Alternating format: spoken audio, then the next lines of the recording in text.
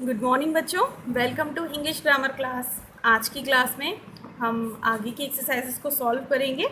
तो चलते हैं बच्चों एक्सरसाइज सी पर, क्योंकि कल की वीडियो में हमने एक्सरसाइज ए और बी को तो सॉल्व कर लिया था। देखिए एक्सरसाइज सी में हमें क्या करना है। Underline noun clause in each sentence. Exercise B में भी हमें यही करना था कि हमें सेंटेंस में दिए गए नाउन क्लॉज को फाइंड करके, उसको आइडेंटिफाई करके उसको अंडरलाइन करना था। तो देखिए यहाँ पर हम क्या करेंगे, सेंटेंस पढ़ेंगे, उसमें नाउन क्लॉज को आइडेंटिफाई करेंगे, then after we will underline. Whichever you choose will look great. Whichever, यहाँ पर विच एवर बच्चों कंजंक्शन भी है, ठीक है। यू जो है वो सब्जेक्ट है और चूज जो है वो वर्ब है। तो आप ये सीक्वेंस बिल्कुल याद कर चुके हैं कि कंजंक्शन, सब्जेक्ट और वर्ब जहाँ पर भी आ जाता है और अगर हम उसको एज अ सब्जेक्ट या एज अ ऑब्जेक्ट यूज़ करते हैं तो वो एक नाउन क्लॉज होता है। अब यहाँ देखिए आगे विल लुक ग्रेट, तो ये हेल्पिंग वर्ब है, ये वर्ब है और ये एडजेक्टिव है। तो हेल्पिंग वर्ब से पहले क्या आता है, सब्जेक्ट आता है। तो सब्जेक्ट छोटा भी हो सकता है और सब्जेक्ट बड़ा भी हो सकता है। तो जब सब्जेक्ट छोटा होता है तो कोई बात ही नहीं है, तो वो नाउन होगा या प्रोनाउन होगा। लेकिन जब सब्जेक्ट एक सेंटेंस के फॉर्म में होता है, बड़ा होता है, सब्जेक्ट के अंदर ही एक कंजंक्शन होता है, एक सब्जेक्ट होता है और एक वर्ब होती है, तो वो पूरा का पूरा सेंटेंस एक क्लॉज बन जाता है और जिसको हम नाउन क्लॉज के नाम से जानते हैं। तो यहाँ पर विच एवर यू चूज एक नाउन क्लॉज है। सेकेंड देखिए, what I wonder is why he did that. What I wonder is why he did that. अब यहाँ पर क्या है, यहाँ पर देखिए वॉट कंजंक्शन है, आई सब्जेक्ट है, वंडर वर्ब है। तो कंजंक्शन, सब्जेक्ट और वर्ब क्लॉज हो गया। उसके बाद है इज, हेल्पिंग वर्ब हो गई, ठीक।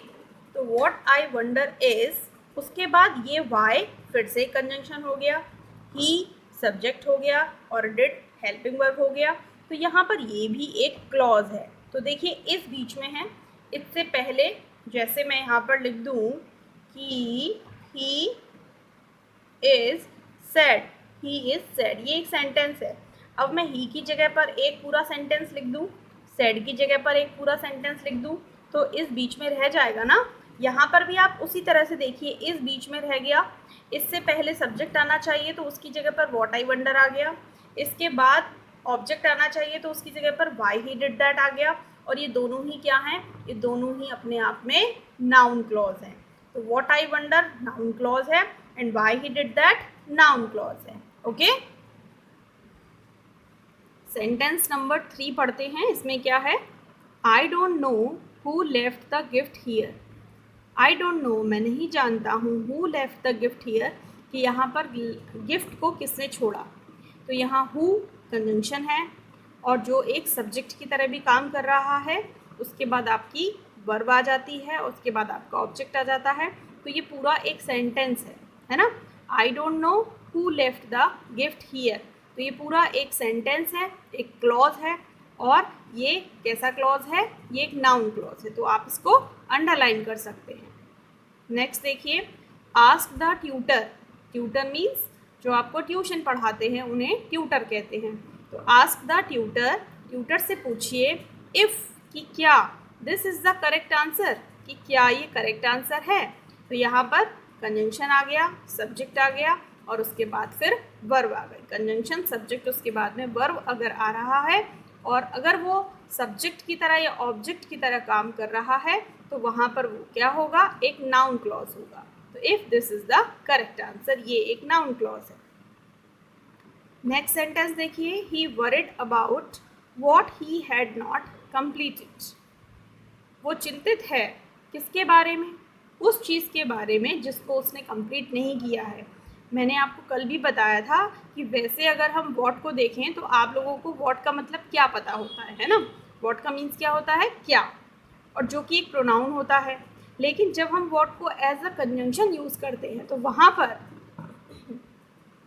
वहाँ पर इसका मतलब क्या ना निकल कर क्या निकलता है, जो। तो ही वरिड अबाउट, वो चिंतित है उसके बारे में जो उसने कंप्लीट नहीं किया है। तो what he had not completed एक क्लॉज है और नाउन क्लॉज है। ओके, 6th सेंटेंस देखिए, what he said made a lot of sense. जो कुछ भी उसने कहा उसका सेंस है, उसका बहुत ज़्यादा मतलब है। तो यहाँ वॉट कंजंक्शन हो गया, ही सब्जेक्ट हो गया और सेड वर्ब हो गई, और ये पूरा एक सेंटेंस हो गया, पूरा एक क्लॉज हो गया। और कौन सा क्लॉज हो गया? ये नाउन क्लॉज हो गया। तो वॉट ही सेड को हम अंडरलाइन कर सकते हैं। 7th देखिए, आई don't know whether I one the event. मुझे नहीं पता कि पता नहीं मैं इवेंट जीतूंगा या नहीं। तो I don't know, whether conjunction हो गया, आई सब्जेक्ट हो गया, वन वर्ब हो गई, और ये पूरा एक क्लॉज हो गया जो कि एक नाउन क्लॉज है। क्लियर? Very good.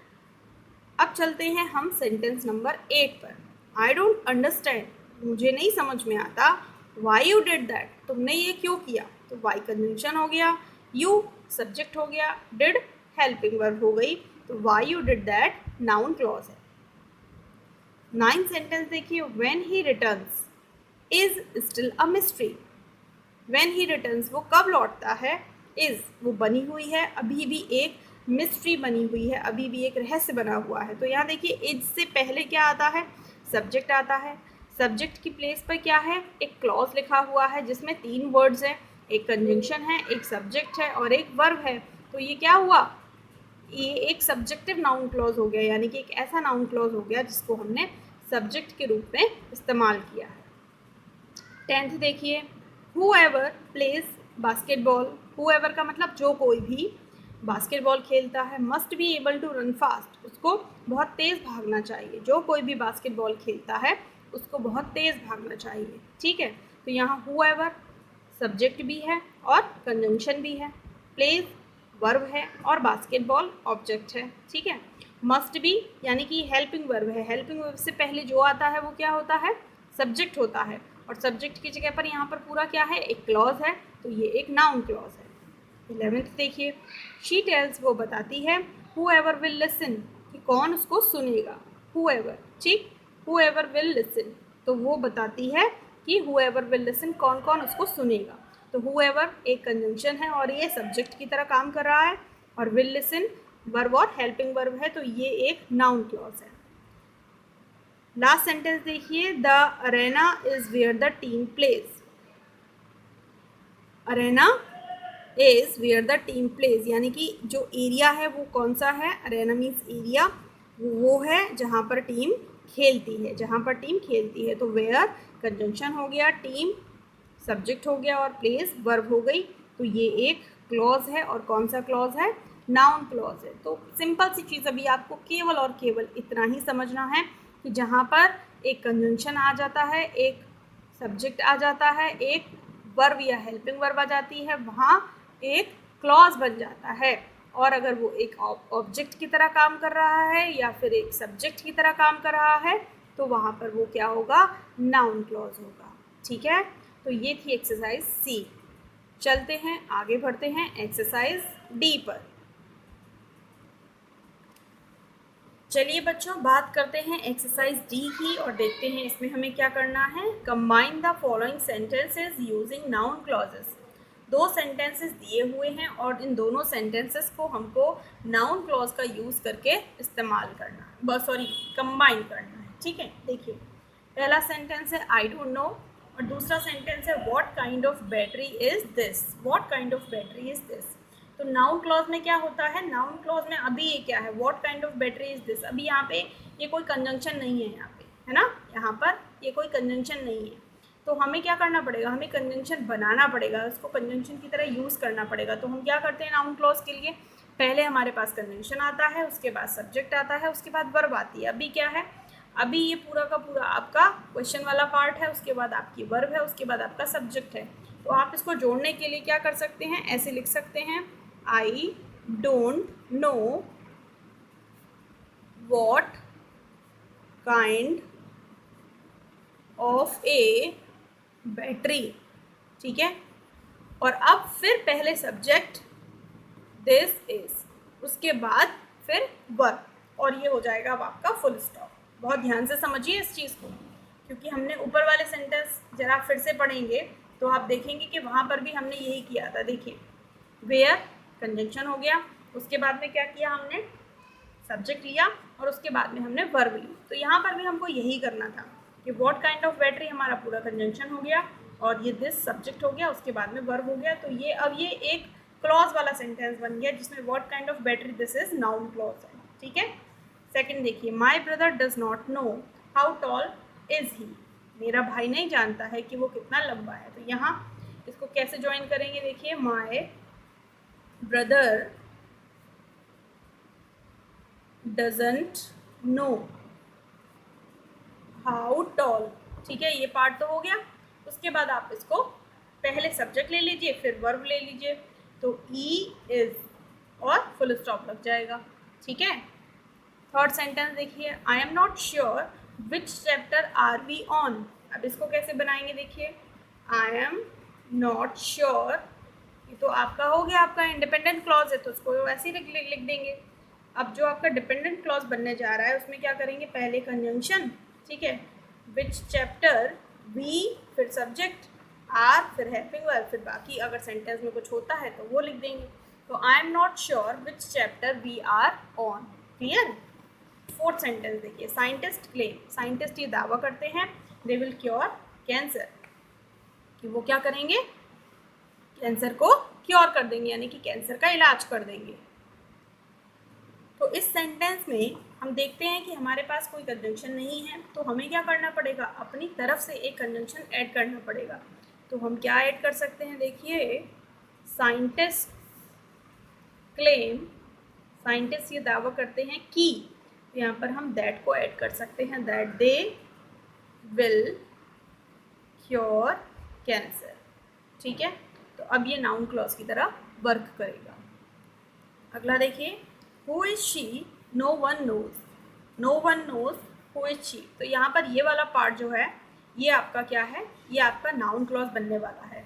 तो यहाँ से हम स्टार्ट कर देंगे, no one knows, no one knows कोई नहीं जानता है, हु इज शी को क्या कर देंगे, शी इज कर देंगे, हु शी इज और full stop, no one knows who she is और उसके बाद फुल स्टॉप।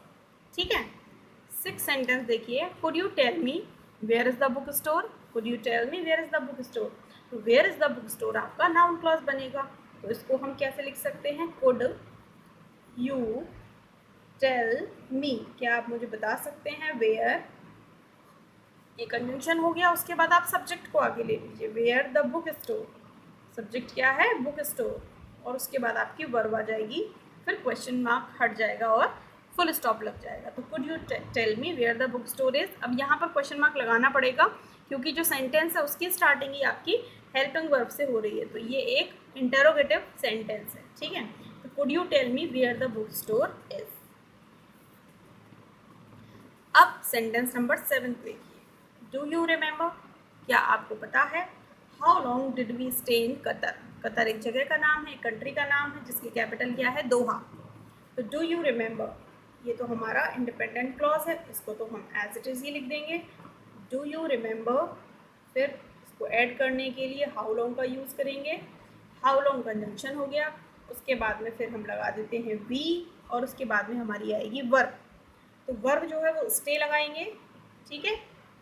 और डिड हट जाएगा तो स्टे में क्या हो जाएगा, स्टे में आपका सेकेंड फॉर्म लग जाएगा, तो हो जाएगा ये स्टेड।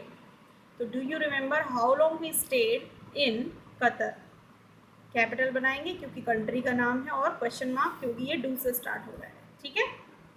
सेंटेंस क्या बनेगा, do you remember how long we stayed in Qatar, do you remember how long we stayed in Qatar. Clear. चलिए लास्ट सेंटेंस देखिए, please tell us what did you hear. तो ये तो आपका इंडिपेंडेंट क्लॉज है ना, इसे तो आप ऐसे लिख देंगे, प्लीज टेल अस, ये आपका कंजंक्शन हो गया व्हाट, फिर आप सब्जेक्ट लगाएंगे यू, फिर आप वर्ब लगाएंगे हियर। अब आपने डिड हटा देनी है तो हियर की सेकंड फॉर्म लग जाएगी, तो सेकंड फॉर्म हर्ड हो जाएगी, HEARD हर्ड। तो सेंटेंस हो जाएगा please tell us what you heard और फुल स्टॉप लगेगा क्योंकि अब ये सेंटेंस प्लीज से स्टार्ट हो रहा है, तो ये इंटेरोगेटिव सेंटेंस नहीं है। देखा आपने कि हम नाउन क्लॉज बनाते समय क्या या ध्यान में रखते हैं, हम ये ध्यान में रखते हैं कि सबसे पहले हमें एक कंजंक्शन मिलना चाहिए, उसके बाद हमें एक सब्जेक्ट मिलना चाहिए उसके बाद हम एक वर्ब का यूज़ करते हैं। तो ये थी आज आपकी एक्सरसाइज सी और डी, जिसे हमने सॉल्व कर लिया है। ठीक, कम भी समझ में आई हो तो भी परेशान मत होइएगा, बार बार आपको अभी यही सारी चीज़ें पढ़नी है। अब आप इन्हें अपनी नोटबुक में सॉल्व कर सकते हैं। Till then take care of yourself. We will meet you in next video. Bye bye.